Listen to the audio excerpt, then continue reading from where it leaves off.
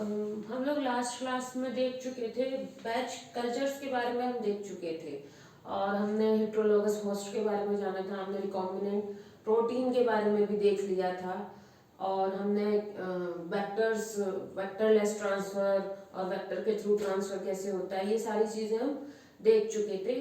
तो आज हम उसी जो कल्चर था, हमने कंटिन्यूस कल्चर के बारे में देख लिया था। आज हम सॉरी हाँ, बैच कल्चर के बारे में देखेंगे। हमने कंटिन्यूस कल्चर के बारे में देख लिया था। कल्चर मैंने बताया था आप लोगों को कि दो तरह से होता है, कंटिन्यूस कल्चर और होता है और एक बैच कल्चर होता है। कंटिन्यूस कल्चर में हम क्या करते हैं, जो हमारा कल्चर है उसका कंटिन्यूस ट्रांसफर होता है। मतलब जैसे मान लीजिए ये हमारा, इसके अंदर कल्चर हो रहा है तो एक तरफ से हम कल्चर इसमें डालते जाते हैं, दूसरी तरफ से हम अपना निकालते जाते हैं। क्योंकि बैक्टीरिया क्या है, जो हमारा सेल है वो उसको कंटिन्यूसली यूज़ कर रहा है। तो अगर उसको कल्चर कंटिन्यूसली नहीं मिलेगा तो फिर क्या होगा, वो ख़त्म होते जाएंगे न्यूट्रिएंट्स और धीरे धीरे उसमें टॉक्सिक्स बनने लग जाएंगे और जो हमारा प्रोटीन है उसकी प्रोडक्टिविटी कम हो जाएगी। तो इसलिए कंटिन्यूस कल्चर में क्या होता है, हम हायर यील्ड, जब हमें बहुत सारा बायोमास प्रोड्यूस करना होता है तो हम कंटिन्यूस कल्चर का यूज़ करते हैं। दूसरा हमारा होता है बैच कल्चर। बैच कल्चर में क्या होता है, लिमिटेड ग्रोथ होती है। मतलब हमने एक बार अपना कल्चर डाल दिया है, ठीक है, हमने एक बार अपना न्यूट्रिएंट्स वगैरह जो भी है डाल दिया, अब उसके बाद वो ग्रो कर रहे हैं, दैट्स इट। उसमें अब हम सीधे प्रोडक्ट उसमें से निकालेंगे, ठीक है। तो वो लार्ज क्वांटिटीज में हम उसमें बहुत ज़्यादा अपना जो यील्ड है या प्रोडक्ट है वो नहीं बना सकते, वो एक लिमिटेड क्वांटिटी में इसमें बनता है, ठीक है।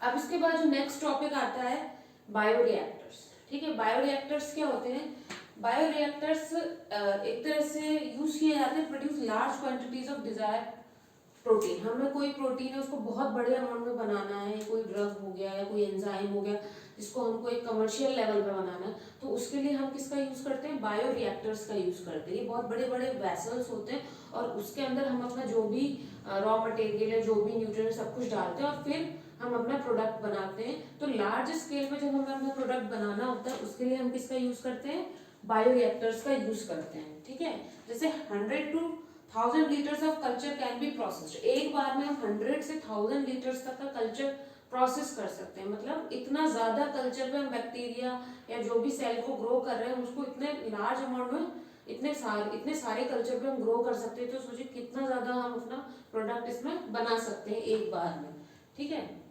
इसमें क्या करते हैं, vessels in which raw materials are biologically converted into specific products.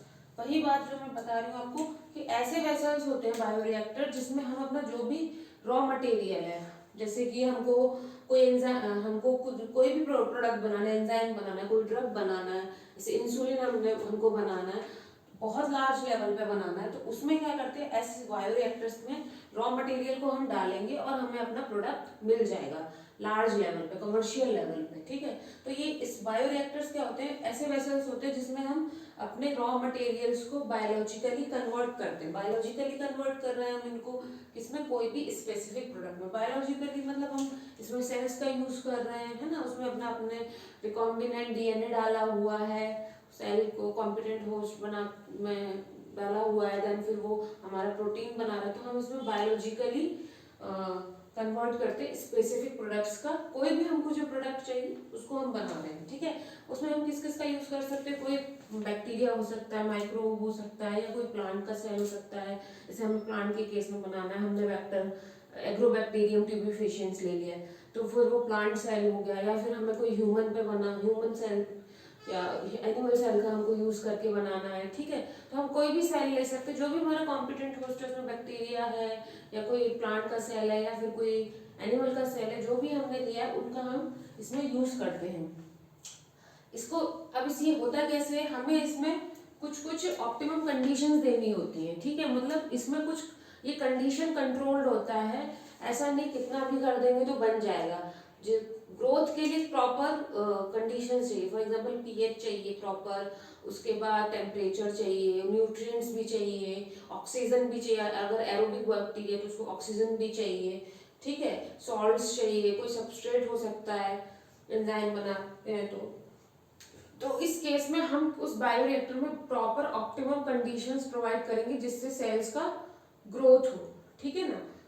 Growth हो सेल्स का अच्छे से, वो सारी इसमें ऑप्टिमम कंडीशंस हम मेंटेन करते हैं अपने बायोरिएक्टर्स में, ताकि वो ग्रोथ को प्रमोट कर सके। जैसे टेम्परेचर हो सकता है, पीएच हो सकता है, आपका सबस्ट्रेट हो सकता है, सॉल्ट हो सकता है, विटामिन हो सकता है, ऑक्सीजन होता है, जो भी प्रॉपर ऑप्टिमम उसको कंडीशन चाहिए वो सारी हम इस इन बायोरिएक्टर्स में प्रोवाइड करेंगे, ताकि जो भी हमें प्रोडक्ट बनाना है, ठीक है, उसको फॉर्मेशन हो सके।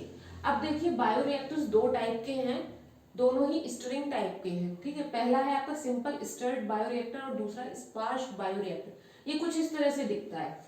सिंपल स्टर्ड बायोरिएक्टर ये आपका इस तरह से होता है, देखिए ये एक सिलेंड्रिकल टाइप का है और इसका नीचे का बेस कैसा है, कर्व है ना, कर्व बेस है, देख रहे हैं, कर्व बेस है, ठीक है। इसमें देखिए ये बीच में इम्पैलर्स लगे हुए हैं, ये देख रहे हैं ना इम्पैलर, तो ये आप रोटेट होते हैं तो कल्चर में क्या है, ऑक्सीजन है और जो न्यूट्रिएंट्स है वो आपस में मिल पा रहे हैं। अगर हम उसको भर के रख देंगे तो फिर उसमें मूवमेंट नहीं होगा, तो वो कैसे आपस में मिक्स होगा। तो मिक्स करने के लिए उनको क्या करना है, उनको रोटेट करना है। रोटेट करने के लिए हमारे पास क्या है, इम्पैलर है, फ्लैट ब्लेडेड इम्पैलर, ये इम्पैलर्स है, ये आप घूमते रहते हैं, तो उससे क्या है, ये रोटेट होता है। रोटेट होने से जो भी कल्चर में न्यूट्रिएंट्स हैं, एयर है, जो भी हमको मिक्सअप करना है वो इजीली मिक्सअप हो सकता है। देन उसके बाद ब्रॉथ, ये तो हमारा कल्चर ब्रॉथ ही है, ठीक है ना। देन उसके बाद फोम मेकर, अब जैसे क्या होता है ना, इसमें कोई बैक्टीरिया हमने लिया, अब वो ग्रो कर रहा है तो कुछ गैसेस भी निकलती हैं, तो उन गैसेस को हमको ब्रेक करना है। तो ब्रेक करने के लिए क्या है, फोम ब्रेकर, क्योंकि जैसे ही गैस निकलेंगी तो ये ऊपर आती जाएंगी और फिर इकट्ठा होकर क्या बनेंगी, फोम, झाग जैसा बना लेंगी। तो उसको ब्रेक करने के लिए क्या है, यहाँ पे फोम ब्रेकर है, ठीक है। फिर एक मोटर लगा हुआ है, यहाँ पे एक टाइम के लिए स्टॉप वॉच लगी होती है, ठीक है। इसके बाद ये पीएच कंट्रोलर दिया हुआ है, यहाँ पे एसिड बेस पीएच कंट्रोलर। उसके बाद स्टीम फॉर स्टेरिलाइजेशन, स्टेरिलाइजेशन भी करना है, क्योंकि इतना सारा कल्चर है, उसमें कोई माइक्रोब दूसरा ग्रो हो गया तो वो सारा प्रोसेस खराब हो जाएगा, इसलिए उसका स्टेरिलाइजेशन भी बहुत जरूरी है, क्योंकि कोई अदर उसमें कोई ग्रोथ ना हो जाए, ठीक है। तो स्टीम अगर हम देंगे तो स्टेरिलाइज्ड स्टीम देंगे। उसी तरह से एयर भी हम क्या देंगे, स्टेरिलाइज देंगे, क्योंकि एयर में भी माइक्रोब्स होते हैं, है ना। तो उस एयर को भी हम स्टेरिलाइज करके ही देंगे, कोई भी माइक्रोब नहीं होना चाहिए। अगर कोई भी माइक्रोब इसके अंदर चला गया तो और उसकी ग्रोथ होने लगी तो हमारा जो डिजायर्ड प्रोडक्ट है वो फिर बन नहीं पाएगा। इसीलिए क्या करते हैं, स्टेराइल एयर देते हैं, स्टेराइल स्टीम देते हैं, और ये इससे मिक्स होता रहता है इजीली। ये जो इम्पैलर है ये मूव करते रहते हैं और मिक्स होता रहता है। तो एक तो बायोरिएक्टर हमारा ये है जिसको हम बोलते हैं सिंपल स्टर्ड बायोरिएक्टर, और एक दूसरा होता है हमारा स्पार्ज्ड स्टर्ड बायोरिएक्टर। ये देखिए ये कुछ इस तरह से होता है, इसके नीचे क्या होता है ना, एक प्लेट टाइप की रहती है और इसमें बहुत सारे बबल्स निकलते रहते हैं, ठीक है। जैसे नीचे से बबल्स है और ये मूव करता रहता है, ये जो अंदर इसमें कल्चर होता है ये मूव करता रहता है।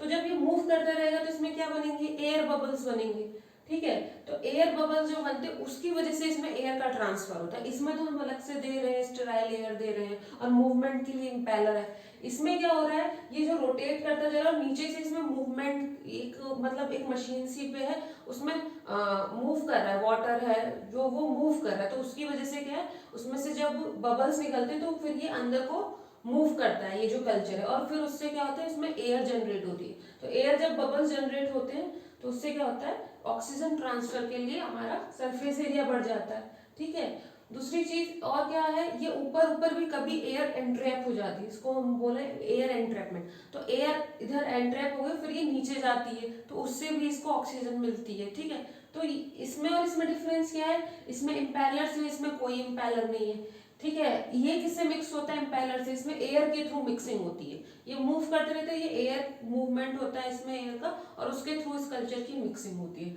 ठीक है ना। दूसरी चीज, इसका सरफेस एकदम फ्लैट है, इसका सरफेस कैसा होता है, थोड़ा सा कर्व्ड होता है। तो ये दो टाइप के आपके बायोरिएक्टर्स हैं। बायोरिएक्टर्स का यूज हम करते हैं जब हमें लार्ज स्केल पे कोई भी अपना डिजायर प्रोडक्ट बनाना है, उसके लिए हम बायोरिएक्टर्स का यूज करते हैं, ठीक है। अब इसके बाद हम एक लास्ट टॉपिक एनसीईआरटी का डाउन स्ट्रीम प्रोसेसिंग, उसको देख लेते हैं, ठीक है।